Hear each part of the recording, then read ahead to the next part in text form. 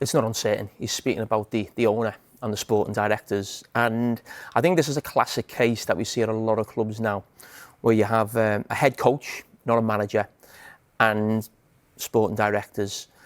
And what you get is the coach comes in initially and agrees to the terms and conditions, but then he feels like, yes, but then he feels like he's done a really good job, and he has done a great job, getting Champions League football last season, winning a European competition and winning the Club World Cup. So then slowly he feels like he should get more power. He'll be really disappointed by Chelsea not going into the market and buying a centre-back in the summer when Colwill got the big injury. So in the last few weeks, the results have just turned on him a little bit. So he's calling something out, that he wants something in the public, which I don't agree with.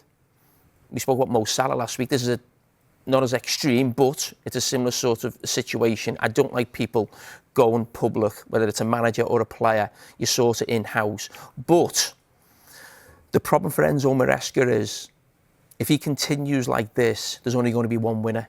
If you are honest with the players, if you are open, if they can see that you are real and you are not fake, I think it's the best way.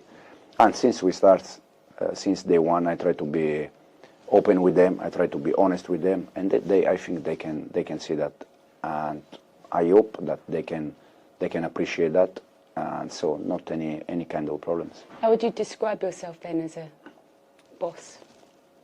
I try to be close to the players, because I think in the way I like to be close to the players.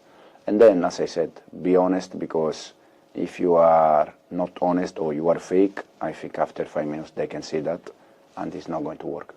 Have you learned, what have you said maybe the biggest thing you've learned since you became the boss, okay, and since you started really at Leicester? I don't really care about become boss or become... As a person then, how have you changed? Because that clearly reflects in the way that you do your job.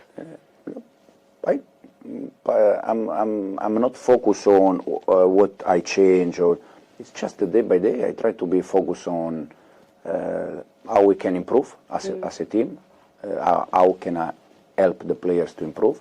And for me, it was the same idea last year at Leicester. Now is here. It's the main focus for me. Then if I change some team, I don't know. It's more a question probably for the players or for the people around me.